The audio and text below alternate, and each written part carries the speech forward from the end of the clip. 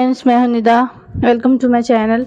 आज हम बनाएंगे करेले गोश्त जो कि बहुत मज़े के बनने वाले हैं और डिफरेंट भी हैं। तो जैसे कि आप लोग देख रहे हो कि ये लुक वाइज कितने प्यारे लग रहे हैं और यकीन माने इनका टेस्ट भी इतना ही मज़े का बना है।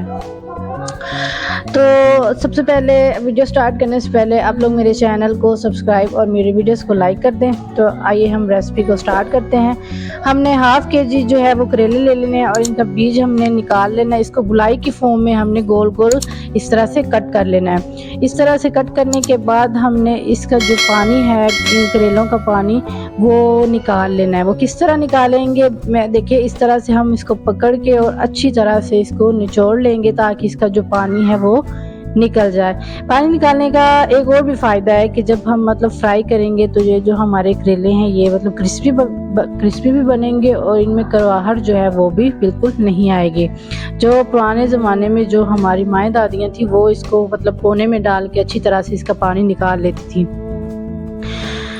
तो इसका देखिए इस तरह से हमने पानी निकाल लिया। अब हमने एक कढ़ाई में जो है वो ऑयल ले लिया है। थोड़ा सा ऑयल लेना है आप लोगों ने, 1 चम्मच या इससे थोड़ा सा कम, क्योंकि हमने इसमें फ्राई करना है तो थोड़ा सा ज़्यादा ऑयल हो तो इसमें इसलिए अच्छे तरीके से ये फ्राई होंगे। जिसमें हमने जो हमारे करेले हैं वो शामिल कर दिए हैं।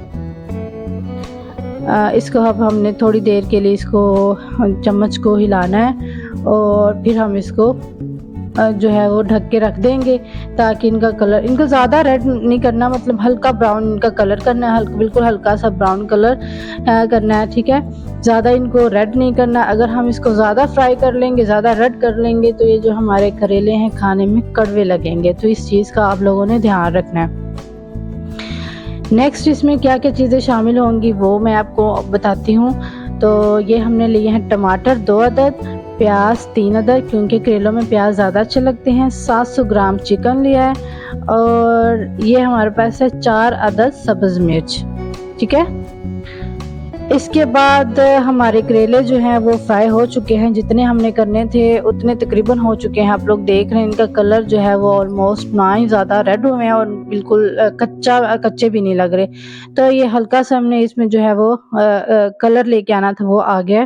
तो इसको हम निकाल के साइड पे रख लेंगे और हमने अब उसी ऑयल में, ऑयल को ज़ाया नहीं करना चाहिए, ठीक है। उसी ऑयल में जो हमने चिकन शामिल कर दी और थोड़े से प्याज। वैसे तो हमने 3 अदद प्याज ली थी लेकिन यहाँ पे हम थोड़े से प्याज शामिल करेंगे, थोड़े से टमाटर। ये हम इसलिए कर रहे हैं ताकि इससे जो ग्रेवी है वो बनेगी अच्छी।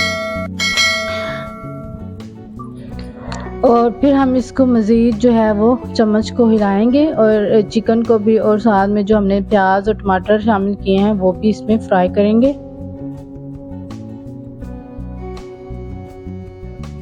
अब हम इसमें थोड़ा सा नमक शामिल कर रहे हैं, 1 टेबलस्पून हम इसमें साल्ट शामिल कर रहे हैं। आप लोग अपने टेस्ट के हिसाब से, अगर कुछ लोगों को जो है वो ज़्यादा नमक जो है वो साल्ट पसंद करते हैं, थोड़ा सा तेज़ हो, और तो आप लोग देख लीजिएगा अपने हिसाब से जितना आप लोगों को अच्छा लगे। चिकन भी जो है अब इसको हम थोड़ी देर के लिए रख देंगे। चिकन भी जो हमारा वो फ्राई हो चुका है। अब हम इसमें जो बाकी हम प्याज बच गए थे वो शामिल कर देंगे और इसको हम थोड़ी देर के लिए हिलाएंगे। प्याज को भी हमने हल्का सा ही कि ब्राउन करना है, ज़्यादा इसको नहीं पकाना, क्योंकि करेलों में जो है वो प्याज और टमाटर, ये जो सारी चीज़ें हम बाद में डालते हैं, इनका थोड़ा थोड़ा कच्चा टेस्ट वो अच्छे लगते हैं। और ये हम इसमें टमाटर शामिल कर दिए, बाकी जो बच गए। और ये हमारे पास है खुश्क धनिया पाउडर, और इसके बाद हम ये है सब्ज़ मिर्च, 2 टेबलस्पून हम इसमें सब्ज़ मिर्च शामिल करेंगे। हल्दी है, 1/2 टेबलस्पून हमारे पास है हल्दी हमने इसमें शामिल कर दी है। इसको हम थोड़ा सा पकाएंगे मज़ीद। फिर हम इसमें जो है वो करेले जो हमने फ्राई करके रख लिए थे वो इसमें हम शामिल कर देंगे। ये हमने करेले इसमें शामिल कर दिए, सारी चीज़ें हमने इसमें शामिल कर दी हैं। अब हमने इसको अच्छे तरीके से पकाना है और एंड पे आके हम इसमें सब्ज़ धनिया शामिल कर देंगे। इससे खुशबू भी अच्छी आती है और टेस्ट भी इन्हेंस हो जाता है। तो ये थी हमारी मुख्तसर सी रेसिपी। ये हम सब्ज़ मिर्चें, जो 4 अदद हमारे पास सब्ज़ मिर्चें थी वो हमने शामिल कर दी। मैं हमेशा ये कोशिश करती हूँ कि मेरी रेसिपी बिल्कुल मुख्तसर सी हो ताकि जो बिगनर्स हैं, जिन्हें कुकिंग करना नहीं आती, वो भी बनाना सीख लें। तो हमारी रेसिपी जो है वो तैयार हो चुकी है। आप लोग देख सकते हो बहुत मज़े की बनी है, टेस्ट भी बहुत अच्छा आया है, कलर भी सही है, कोई चीज़ जो है इसमें जली नहीं है। और अगर आप लोगों को मेरी ये मुख्तसर सी वीडियो पसंद आई है तो प्लीज़ मेरी वीडियोस को लाइक और मेरे चैनल निदा कुकिंग को सब्सक्राइब करना मत भूलिएगा। मिलते हैं नेक्स्ट वीडियो में। Thanks for watching my video. अल्लाह हाफिज़, टेक केयर।